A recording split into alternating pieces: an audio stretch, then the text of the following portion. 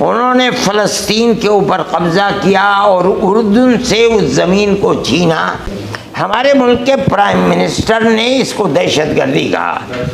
میں سب سے پہلا آدمی ہوں جب میں نے کہا کہ یہ دہشت گردی نہیں ہے، تاریخ کو پڑھیے اور جنگ بندی ہونی چاہیے، اور حل اس کا وہی ہے کہ اسرائیل اپنی جگہ کے اوپر رہے اور ان ملکوں کو آزادی کے ساتھ، ان کو فلسطین کو بھی ایک ملک، ان کے حقوق زندگی کے تسلیم کیے جائیں. اور اگر نہیں ہوں گے تو انہوں نے اپنا لوہا منوا دیا ہے، چاہے امریکہ کی کتنی بڑی امداد ہو اور چاہے اسرائیل کتنے ہتھیار لے کر کے بیٹھے، لیکن ان لوگوں نے چنے تو چبوا دیے ہیں کہ یہ بھی آزاد رہیں اور اسرائیل بھی اپنے جگہ پر رہے. یہ اسرائیل کی زندگی کے لیے بہترین طریقہ ہے، نہیں تو اسرائیل ختم ہو جائے گا. پارٹیوں نے گیان واپی اور متھرا کا معاملہ اٹھایا ہے، ورشپ گیٹ کے ہوتے ہوئے نہیں ہونا چاہیے، لیکن الہ آباد ہائی کورٹ بھی اس معاملے کو آگے بڑھا رہی ہے اور آپ کی طرف سے لگاتار آ رہا ہے کہ جو کورٹ کا فیصلہ ہوگا اس کو ہم مانیں گے. ہم کیا کریں گے؟ ہمارے پاس کوئی اس سے آگے کوئی کورٹ نہیں، ہم کیا کریں گے بتائیے؟ اچھا اگر سپریم کورٹ کا فیصلہ آ جاتا ہے مسلمان کیا کرے؟ گیان واپی مسجد اور متھرا کی عیدگاہ کے مسائل کو بھی شروع کر دیا. جب یہ کہہ دیا کہ رام جنم بھومی نہیں ہے تو پھر آستہ کیا رہے گی؟ یہ تو آپ عجیب و غریب بات کہہ رہے ہیں. جب وہ یہ کہتا ہے سپریم کورٹ کہ یہ مسجد اپنی جگہ بنی ہوئی ہے، یہاں رام مندر نہیں تھا، جب 91 کا قانون آ چکا تھا تو اب بابری مسجد کے سوا کسی مسجد کے مسئلے کو اٹھانا نہیں چاہیے تھا. مسلمانوں کی طرف سے لگاتار کہا جاتا ہے کہ جو بی جے پی ہے وہ آئین پر بھروسہ نہیں رکھتی، ان کا ایجنڈا ہے ہندو راج بنانا. ابھی امت شاہ کا ایک بیان سامنے آیا کہ آئین پر ان کو مکمل بھروسہ ہے اور اسی کے سہارے ہم چلیں. اگر وہ آئین کے اوپر چلتے ہیں تو آئین نے اقلیتوں کو جو حقوق دیے ہیں ان میں ان کو آزادی دینی چاہیے. جو مسائل پیدا کیے جا رہے ہیں، یکساں سول کوڈ کا مسئلہ ہے، طلاق کا مسئلہ ہے، ان سے پیچھے ہٹ جانا چاہیے. میرے لیے آپ حضرات کی تشریف آوری بڑی خوشی کی بات ہے. میں چند سال پہلے سے یہ معمول رہا ہے کہ آپ حضرات کو میں دعوت دیتا تھا، تشریف لائیں، بڑا اچھا کھانا کھائیں، سب ساتھ بیٹھیں، پیار و محبت کی بات ہو. لیکن کرونا کی وجہ سے یہ سلسلہ بند ہو گیا تھا. پھر میں مولوی فضل الرحمان سے کہتا تھا کہ بھئی اس سلسلے کو شروع کرو. کبھی کبھی بیٹھ جاتے ہیں، ملاقات ہو جاتی ہے، اچھی باتیں ہوتی ہیں. یہ خوشی کی بات ہے کہ کئی سال کے بعد آج ہمیں اس کا موقع ملا ہے، ہم آپس میں بیٹھیں، بات چیت کریں. ہم کوئی سیاسی آدمی نہیں ہیں اور ہم سیاست کی بات بھی نہیں کرتے ہیں، اور اب تو ہمارا حال یہ ہے کہ طبیعت بھی ٹھیک نہیں رہتی. 82 سال سے زیادہ عمر ہو گئی ہے. اب بات چیت کرنا بار بار یہ بھی مشکل ہے. میں پہلے آپ حضرات کے ساتھ بیٹھتا تھا اور گھنٹوں بات کرتا رہتا تھا، مختلف چینلوں کے لوگ بار بار پوچھتے رہتے تھے. اب میرے اندر یہ طاقت بھی نہیں ہے. ایک مرتبہ بات کریں گے اور جو چیزیں مناسب ہوں گی وقت کے اعتبار سے اس کا جواب بھی دے دیں گے. اگرچہ ہمارا مقصد یہ نہیں تھا، مقصد تو یہ تھا کہ بیٹھیں اور بیٹھ کر کھائے پئیں، بات چیت کریں، آپسی بات. وہ سلسلہ اب بھی قائم ہے اور ہم اسے قائم رکھنا چاہتے ہیں. باقی دنیا کے حالات سے آپ میرے مقابلے میں زیادہ واقف ہوں گے. کوئی مسئلہ اپنے ملک ہی کا نہیں ہے بلکہ ساری دنیا کے اندر جس طرح کے حالات ہیں، وہ جس طرح میرے لیے باعث تشویش ہیں وہ آپ کے لیے بھی یقیناً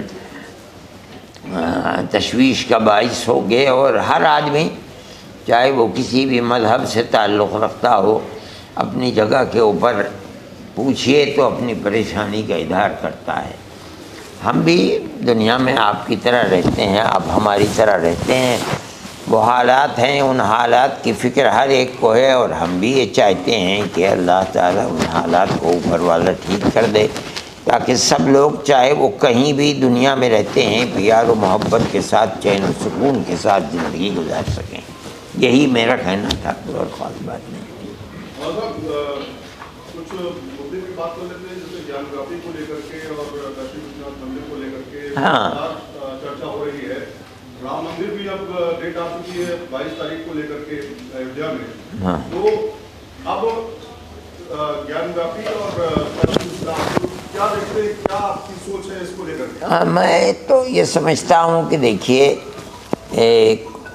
کانگریس گورنمنٹ کے اندر جو سن 91 کے اندر چیز ہوئی تھی، اس نے یہ مسئلہ مسلمانوں ہی کا ہے، اس نے بڑی حد تک مسلمانوں کو مطمئن کر دیا تھا، اور ہم یہ سمجھتے تھے کہ اور مدعے ختم ہو گئے، لیکن فرقہ پرست ذہنیت نے ان کو ختم ہونے نہیں دیا، اور گیان واپی مسجد اور متھرا کی عیدگاہ کے مسائل کو بھی شروع کر دیا۔ جو 1-2 دن پہلے ہائی کورٹ کا فیصلہ ہوا ہے، اس نے گیان واپی مسجد کے سلسلے میں گویا کہ انہیں یہ مجبور کر دیا کہ وہ سپریم کورٹ کی طرف جائیں۔ جو کمیٹی لڑ رہی ہے وہ کمیٹی اس کے لیے تیار ہے، اور اس نے سپریم کورٹ کے وکیلوں سے بات چیت بھی کر لی ہے، جہاں تک میں جانتا ہوں وہ اس مسئلے کو بھی کورٹ کے اندر لے جائیں گے۔ اب کورٹ کے مسائل کیا ہوتے ہیں، کیسے ہوتے ہیں، وہ تو آنے والا وقت بتائے گا، ہم ابھی اس سلسلے میں کیا کہہ سکتے ہیں، لیکن یہ بات طے ہے کہ وہ سپریم کورٹ کے اندر جا رہے ہیں۔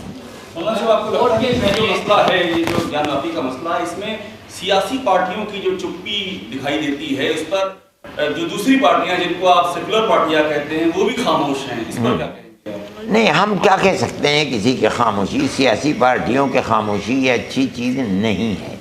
میں یہ سمجھتا ہوں کہ جنہوں نے قانون بنایا تھا انہیں اس مسئلے کے اندر آگے آنا چاہیے تھا، اور یہ کہنا چاہیے تھا کہ جو قانون بنا تھا اب اس قانون کے خلاف نہیں کرنا چاہیے، لیکن اگر وہ خاموش ہیں تو یقیناً یہ خراب بات ہے۔ ہم اس کی کیسے کورٹ کا جو فیصلہ ہوتا ہے، جیسے مان لیتے سپریم کورٹ کا فیصلہ تھا بابری مسجد اور رام مندر کو لے کر کے، اسی طریقے سے گیان واپی کو لے کر کے آپ کہہ رہے ہیں آگے لڑائی بھی ہوگی، کورٹ میں لڑائی ہوگی۔ سپریم کورٹ اگر کوئی فیصلہ دیتی ہے تو کیا جمعیت علماء ہند جو ہے اس کو ایگری کرتا ہے؟ دیکھیے، ملک ہمارا ہے، سپریم کورٹ ہماری ہے، ہم نے ملک کے دستور کو بنایا ہے۔ اگر سپریم کورٹ کوئی فیصلہ کرتا ہے، ہمارا ملک کا جو سب سے بڑا کورٹ ہے وہ فیصلہ کرتا ہے، تو ہم اس کے خلاف نہیں کریں گے۔ ہم کہیں گے، آج بھی ہم کہتے ہیں اور ہم کہتے چلے آئے ہیں کہ ہم اپنے مسئلے کو سپریم کورٹ میں لے جا کر کے رکھیں گے۔ سپریم کورٹ جو فیصلہ کرتا ہے ہم اس فیصلے کے اوپر خاموش ہو جائیں گے۔ ہم خاموش ہو گئے۔ یہ لوگ یہ کہنا ہے کہ مطلب بابری مسجد پر ہماری خاموشی دیکھ لی گئی، ہم نے فیصلے کو سراخوں پر رکھا، لیکن اس کو ہماری کمزوری نہ سمجھا جائے، پہلی چیز۔ دوسرا، اس میں یہ کہا گیا ہے کہ جس طریقے سے یہ چیزیں ہوئی آستھا کے نام پر، آستھا اگر دوسروں کی بھی ہے تو ہماری بھی آستھا ہے۔ نہیں، میں نہیں سمجھتا ہوں کہ آستھا کے نام کے اوپر ہوئی ہے۔ یہ کہا جاتا ہے کہ آستھا کی بنیاد کے اوپر، آستھا کی بنیاد کے اوپر نہیں ہوئی ہے۔ آستھا تو کیا، وہ تو جب یہ کہہ دیا کہ رام جنم بھومی نہیں ہے تو پھر آستھا کیا رہی ہے؟ یہ تو آپ عجیب و غریب بات کہہ رہے ہیں۔ جب وہ یہ کہتا ہے سپریم کورٹ کہ یہ مسجد اپنی جگہ بنی ہوئی ہے، یہاں رام مندر نہیں تھا، تو مسئلہ ختم ہو گیا کہ یہ آستھا کا کوئی مسئلہ نہیں ہے۔ لیکن انہوں نے کیوں کیا ہے، میں اب اس بات کو اکھاڑ دوں اور یہ کہوں کہ کیوں کیا ہے، یہ کوئی بات نہیں ہے، نامناسب بات ہے، لیکن میں اس کو آستھا کی بنیاد پر نہیں سمجھتا ہوں۔ آستھا کی بنیاد پر تو جب ہوتا ہے جب وہ یہ کہتے کہ یہ مسجد رام جنم بھومی کی جگہ ہے، مندر تھا، اس کو توڑ کر کے بنایا گیا۔ انہوں نے تو یہ نہیں کہا، انہوں نے تو کہہ دیا کہ یہ مسجد اپنی جگہ پر بنی، تو یہاں کوئی رام مندر تھا ہی نہیں، نہ یہ استھان ہے رام کا۔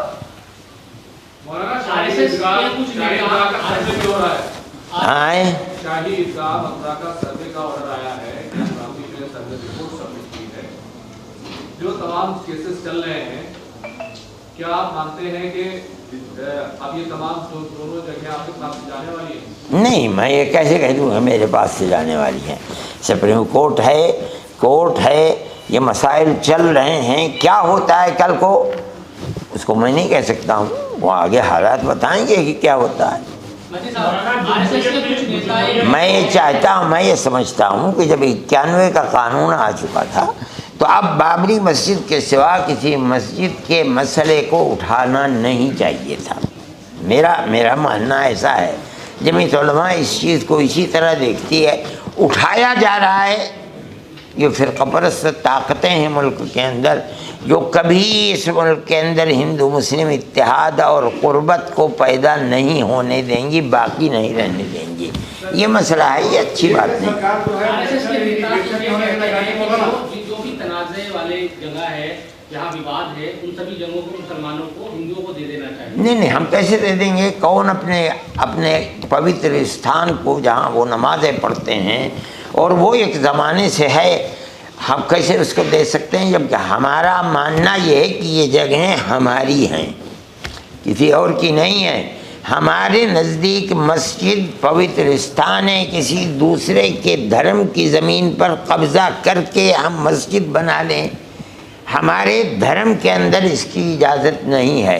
हम ये जानते हैं, मानते हैं, हमें यकीन है कि जहाँ मस्जिद है वो जगह मस्जिद ही की है, मस्जिद वहाँ बनाई है। हम वो किसी दूसरे को कैसे दे दें? बाबरी मस्जिद केस में आरएसएस ने यकीन दहानी कराई थी कि इसके बाद सब कुछ पुराना हो जाएगा, कोई तनाज़ा पैदा नहीं किया जाएगा। आपको लगता है कि इसके पीछे आरएसएस? मैं नहीं जानता हूँ कि आरएसएस ने, मुझसे तो कोई बात आरएसएस की हुई नहीं थी। मैं गया था मोहन भागवत जी के पास, मेरे साथ कोई ऐसी बात नहीं हुई। आपने सुना होगा कहीं आरएसएस ने ये बात कही, मैं नहीं जानता हूँ। लेकिन गवर्नमेंट की पार्लियामेंट ने ये कानून पास किया कि इसके बाद कुछ नहीं होगा। अब हो रहा है और मुझे हैरत है कि कोर्ट भी ये कह रहा है कि हाँ ठीक है होगा, हाई कोर्ट ये कह रहा है। मेरा मानना ये है कि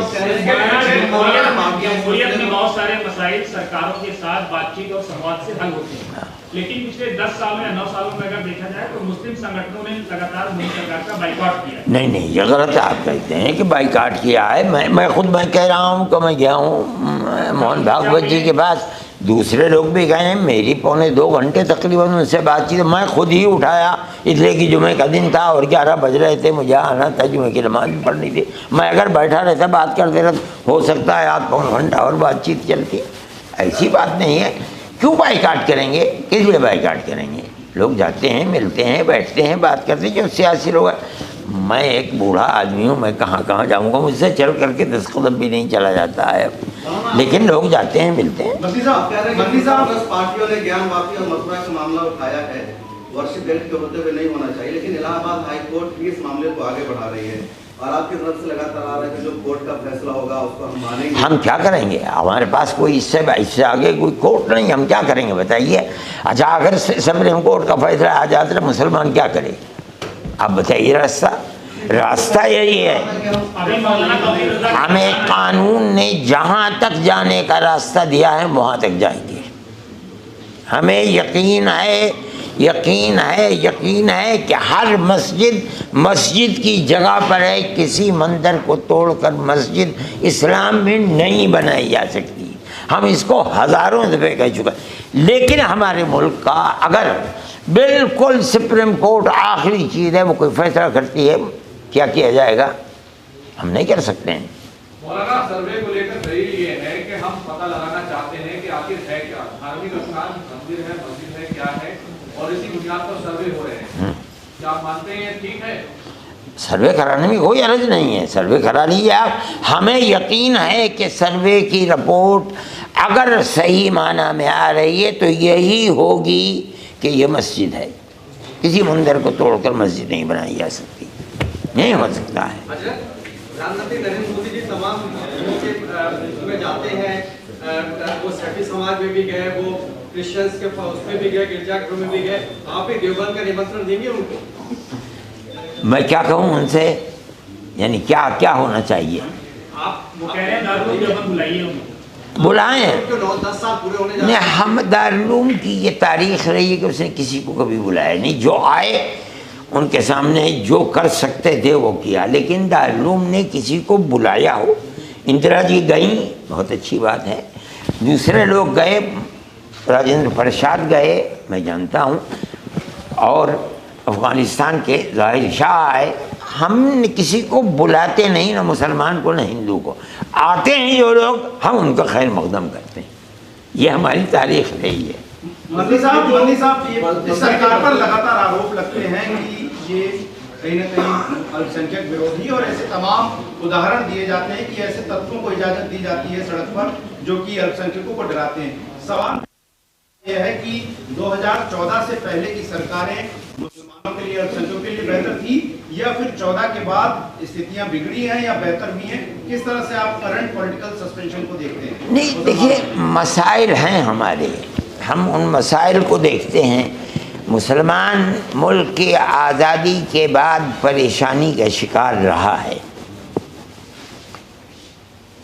مثال کے طریقے پر فسادات کا سلسلہ شروع ہو گیا.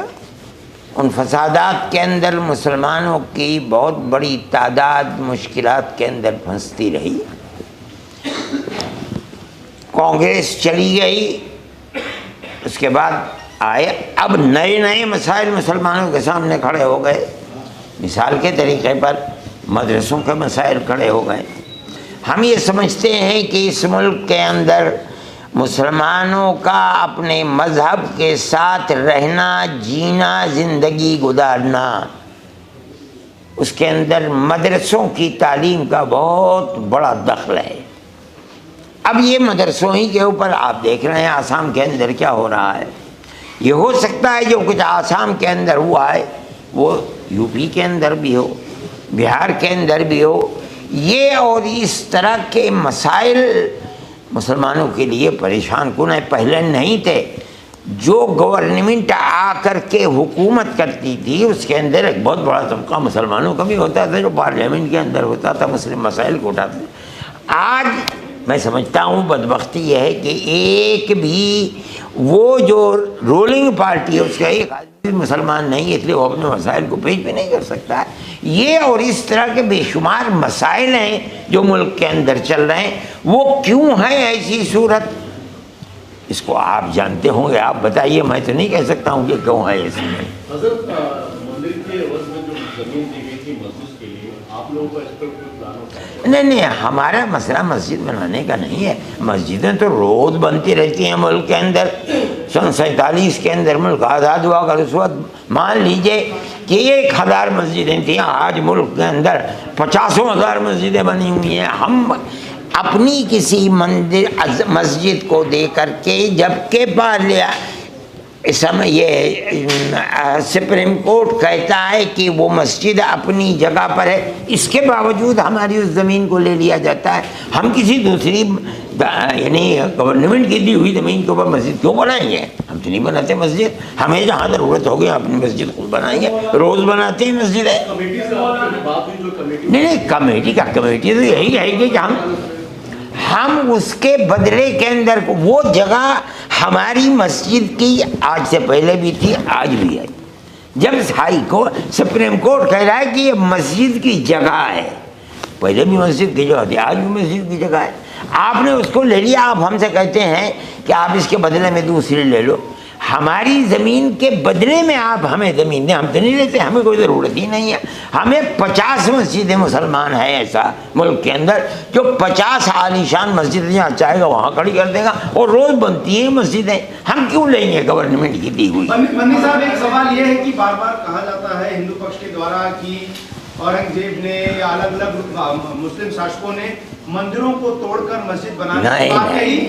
کیا آپ کو لگتا ہے کہ اس بات میں کوئی سچ نہیں. آپ اگر میرے بھائی ایسی بات نہیں ہے. آپ اگر جائیں اور کرناٹک کو دیکھیں، مہاراشٹر کے اندر جائیں، آپ کو بڑے بڑے مندر ملیں گے جس کے اندر شاہان مغلیہ کے زمانے سے ان کی دستاویزات موجود ہیں کہ انہوں نے زمینیں دی ہیں ان کو.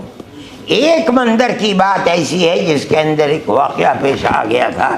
ایک عورت کے ساتھ جو گجرات کے ایک حصے کی کسی نواب کی عورت تھی جس کے ساتھ انہوں نے کیا، بلکہ وہ عورت نواب کی بھی نہیں تھی، کسی راجہ مہاراجہ کی تھی، جس کے ساتھ معاملہ ہوا اس کو توڑ دیا گیا، ورنہ کہیں کوئی ایسی بات نہیں۔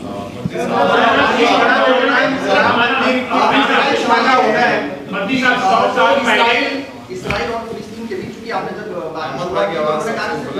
مسائل نہیں ہے، بیرونی ممالک کے بھی مسائل ہیں، تو فلسطین اور اسرائیل کے بیچ جو جنگ چل رہی ہے غزہ اور اسرائیل کے بیچ، اس پر ہندوستان کی جو فورن پالیسی ہے اس پر آپ کا کیا کہنا ہے؟ اور کل ہی وزیر اعظم نے جو نیتن یاہو ہیں اسرائیل کے پرائم منسٹر، ان سے بات کی ہے اور یوتھ بندی کی ایک طریقے سے پیشکش کی ہے، تو اس پورے اس پر کیا اس مسئلے کو سمجھنا چاہیے۔ اصل میں جس وقت ہمارا ملک آزاد ہوا ہے اسی کے قریب خلافت عثمانیہ جو ٹرکی کی تھی اس کو توڑ کر کے اور اسرائیل کو وہاں لا کر کے بسایا گیا، بیت المقدس کے ایک حصے کے اندر ان کا ملک قرار دے دیا گیا۔ حالات دنیا کیسے تھے کہ دنیا نے اس کو قبول کیا۔ وہاں بیٹھالنے کے بعد اس نے اپنی زمین کو بڑھانا چاہا ہے، 2 مرتبہ، لوگ اس کو نہیں جانتے۔ انہوں نے فلسطین کے اوپر قبضہ کیا اور اردن سے اس زمین کو چھینا۔ اگر آپ کو یاد ہوگا تو وہ لڑائی ہوئی ہے، گلی اور کوچے میں لڑائی ہوئی ہے، اس کے اوپر قبضہ کر لیا۔ پھر اس کے بعد اسرائیل کو یہ خطرہ تھا کہ شام کی گولان کی پہاڑیوں سے اس کے اوپر کسی وقت حملہ ہو سکتا ہے، گولان کی پہاڑیوں کے اوپر قبضہ کر لیا۔ فلسطین کا ہر آدمی یہ سمجھتا ہے کہ مجھ کو وہ اسرائیلیوں نے غلام بنا لیا ہے، ہماری زمین پر قبضہ کر لیا ہے۔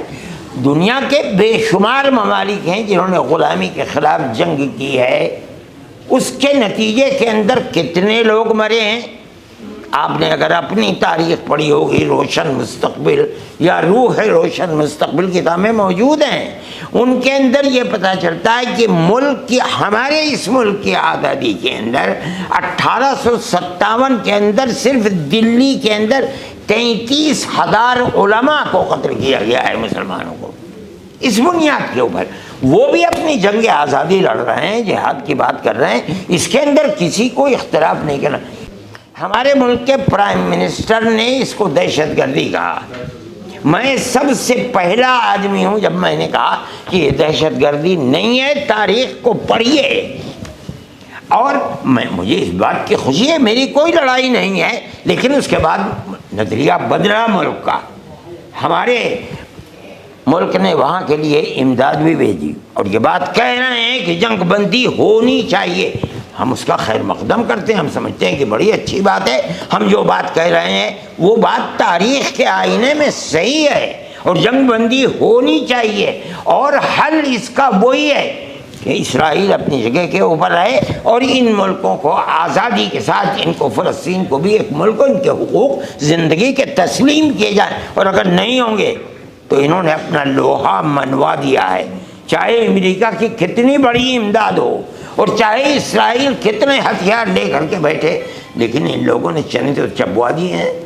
اس لیے میں یہ سمجھتا ہوں کہ امن و امان کو قائم کرنے کے لیے وہ تجویز کہ یہ بھی آزاد رہیں اور اسرائیل بھی اپنے جگہ پر رہے، یہ اسرائیل کی زندگی کے لیے بہترین طریقہ ہے، نہیں تو اسرائیل ختم ہو جائے گا۔ حضرت ایک سوال ہے کہ ایک طرف تو ہم یہ کہتے ہیں کہ ہمارا ملک جو ہے وہ عدم تشدد کا ہے، اہنسا کا ہے، دوسری طرف یہی مودی حکومت جو ہے وہ فلسطین کا نام لینے پر بھی سوشل میڈیا پر نوجوانوں کے خلاف مقدمے درج کر رہی ہے، انہیں گرفتار کیا جا رہا ہے، انہیں بولنے نہیں دیا جا رہا ہے۔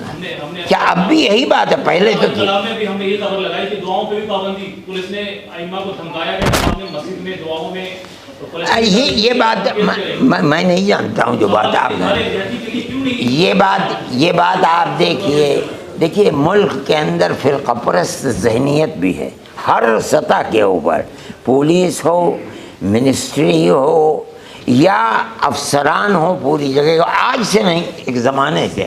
یہ بات جو آپ کہہ رہے ہیں یہ تھی ابتدا کے اندر ایسی، لیکن میرے خیال میں اب یہ بات نہیں ہے، نظریہ بدلا ہے۔ اور اگر کرتے ہیں تو جو فرقہ پرست طاقتیں ہیں اور ذہنیت ہے، میں اور آپ اور گورنمنٹ بھی ان کو کچھ نہیں کر سکتی۔ پہلے RSS نے ایک ٹارگٹ سیٹ کیا 100 साल हो गया आरएसएस ने एक टारगेट सेट किया और मुस्लिम संगठनों का ये मानना है कि आरएसएस अपने मकसद में कामयाब है। जमीयत उलमा हो, जमीयत अहले हदीस हो, ये 100 साल से ज्यादा पुराने संगठन हैं, लेकिन लगातार ये जिस मिशन को लीड कर रहे थे वो कहीं ना कहीं खत्म होता जा रहा है। नहीं, ये बात नहीं है। जो आरएसएस ने अपना प्रोग्राम बनाया था, यकीनन आरएसएस आज इस प्रोग्राम के अंदर कामयाब है। हमने जो प्रोग्राम बनाया था वो इतना मजबूत प्रोग्राम था कि मुल्क आज़ाद उसी प्रोग्राम की बुनियाद के ऊपर हुआ है। अगर वो प्रोग्राम हमारा नाकाम रहता हिंदू और मुस्लिम के इत्तेहाद का, तो मुल्क आज़ाद नहीं हो सकता था। हज़रत शेखुल हिंद रहमतुल्लाह अलैह ने माल्टा की जेल से आकर के ये बात कही कि अगर हिंदू और मुस्लिम इत्तेहाद होगा मुल्क की आज़ादी के अंदर, मुल्क आज़ाद होगा। और ये फरमाया था कि अगर सिख जैसी जंगजू कौम भी साथ आ जाएगी तो मुल्क की आज़ादी और करीब आ जाएगी। जमीयत उलमा उसके ऊपर लग गई। हमने हिंदू मुस्लिम उस वक्त कभी ये नहीं कहा कि ये हिंदू है ये मुसलमान है, जो हैं सब साथ आए, यहाँ तक कि मुल्क आज़ाद हो गया। मुल्क की आज़ादी के बाद जिनके हाथ में इक़्तिदार की बागडोर आई है, अगर वो मुल्क की आज़ादी से पहले जैसे हमारे कंधे से कंधा लगा करके चलते मुल्क इस जगह न पहुँचता, ये हमारा कसूर नहीं है। कसूर जिनका मैं सिर्फ कांग्रेस को नहीं, मैं आज की गवर्नमेंट को भी नहीं कहता हूँ। वो लोग जो फ़िरक़ा परस्ती की बुनियाद पर दीवारें खड़ी करते थे, यकीनन ये कोताही है कि वो खड़ी कर रहे थे और हम कहते थे कि पकड़ो इनको, पकड़ो। जिन्हें अगर आज नहीं पकड़ोगे तो ये आज हमारा खून पी रहे हैं, कल तुम्हारा भी खून पिएंगे। आज उनके खून को भी पी रहे हैं। उस फ़िरक़ा परस्त ताकत को अगर पकड़ लिया जाता कभी ये नौबत ना आती। एक सवाल है, 2024 का इलेक्शन बिल्कुल करीब है, उसकी तैयारी भी चल रही है, मुस्लिमों का रहनुमा आखिर कौन होगा? देखिए मैंने तो कभी सवाल है कि पार्टियों की मीटिंग्स हो रही है, गठबंधन हो गए हैं, अब उनकी मीटिंग शुरू हो चुकी है। आप ये बताइए कि मुसलमान किसको अपना रहनुमा चुनेगा? बीजेपी को लेकर के तमाम बातें होती हैं, देखिए गठबंधन को लेकर तमाम बातें होती हैं, किसको चुनेगा? मैं चूँकि कोई सियासी आदमी नहीं हूँ, मेरी कोई राय इसके अंदर ऐसी नहीं है, न जमीयत उलमा की राय। लेकिन मैं ये समझता हूँ कि वो पार्टियाँ जो फ़िरक़ा परस्ती नहीं रखती हैं और फ़िरक़ा परस्त ज़हनियत ऐसी नहीं है जो मुल्क को नुकसान पहुँचाए, उन पार्टियों से क़ुर्बत को इख्तियार करना चाहिए, ताकि फ़िरक़ा परस्ती की ये सूरत जो आज बिल्कुल कहते हैं कि छुटा हुआ ऊँट है, जहाँ चाहे वहाँ चला जाए, ये सूरत बाकी न रहे तो वो ज़्यादा बेहतर है। मौलाना साहब, ये कंफ्यूजन है कि फ़िरक़ा परस्त वो पार्टियां कौन है जो कि फ़िरक़ा परस्त नहीं है? फ़िरक़ा परस्त, ये तो डिफाइन नहीं हो पा रहा। नहीं, फ़िरक़ा परस्ती का मतलब ये है कि वो अपनों की तायीद हर चीज़ के अंदर, गलत चीज़ में भी करें, सही चीज़ के अंदर भी करें, यही फ़िरक़ा परस्ती का मतलब है। बंदी साहब, एआईएमआईएम की राजनीति को आप कैसे देखते हैं? एआईएमआईएम की राजनीति को लेकर नहीं, मैं नहीं समझता हूँ, उसका नुकसानात ज़्यादा हैं,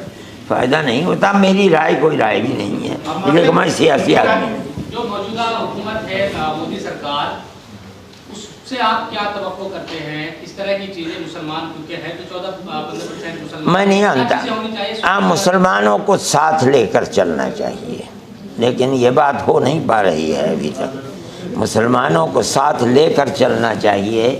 और मैं एक बात बड़ी खुली कहता हूँ, ये बात और हर आदमी उसको देखता है कि इतनी बड़ी पार्टी जो मुल्क के अंदर हुकूमत कर रही है, ये समझिए कि कोई पूरा पार्लियामेंट उनके हाथ के अंदर है, लेकिन उसमें मुसलमान कई हैं, इसको आप देखिए। और अगर नहीं हैं तो अपनी सियासत के इस रुख को मैं समझता हूँ बदलना चाहिए।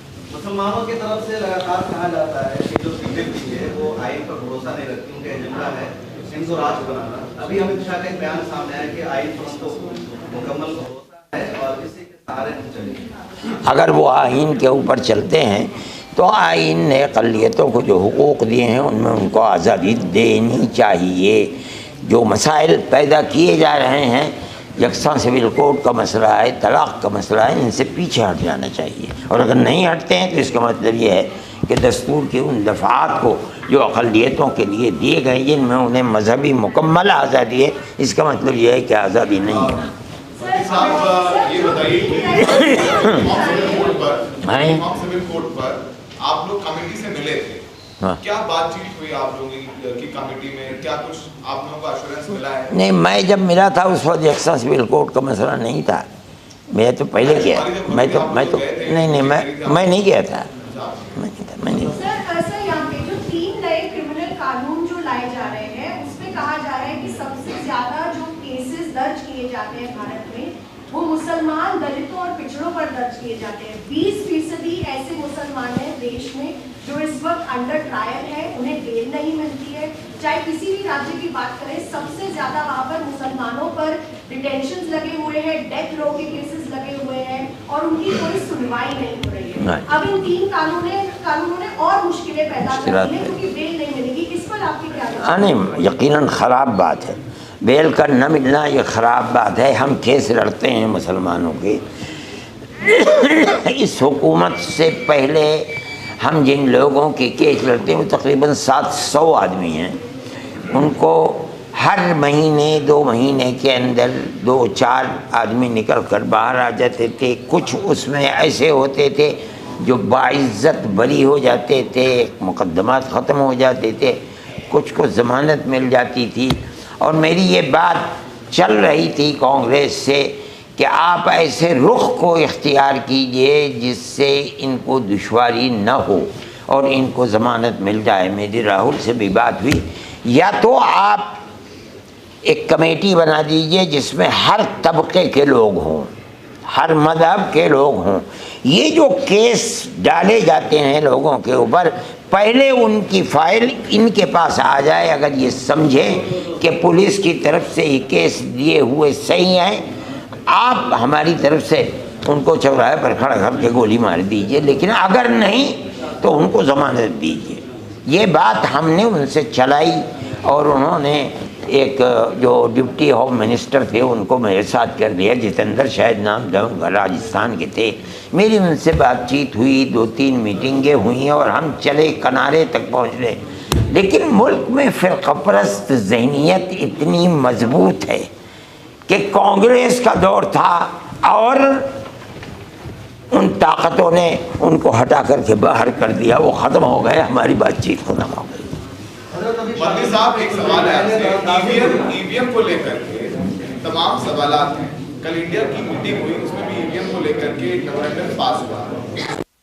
بتا رہے ہیں کہ آپ نے بھی ایک خط لکھا ہے ای وی ایم کو لے کر کے راہل گاندھی اور سونیا گاندھی کو، کیا ایسا صحیح ہے؟ ہاں، میں تو پہلے سے کہہ رہا ہوں یہ بات، میں یہ بات تو ان سے کہنے کی کوئی بات نہیں، میں تو پہلے سے کہہ رہا ہوں یہ بات۔ خط لکھا ہے کہ نہیں آپ نے؟ میں جو بات کہہ رہا ہوں اس کو سنیں آپ، میں پہلے سے یہ بات کہہ رہا ہوں کہ اس مشین کے اوپر ہندوستان جیسی جگہ کے اندر اعتبار کر لینا یہ بات خراب ہے، کسی کا بھی، چاہے وہ سماجوادی کا ہو، چاہے وہ کانگریس کا ہو، چاہے کسی کا بھی ہو۔ آپ وہی طریقہ جو دنیا کے اندر رائج ہے آپ اس طریقے کو چلائیے، اور اگر نہیں چلائیں گے تو آپ کھٹا کھائیں گے اس کا، یہ نہیں ہے صحیح طریقہ۔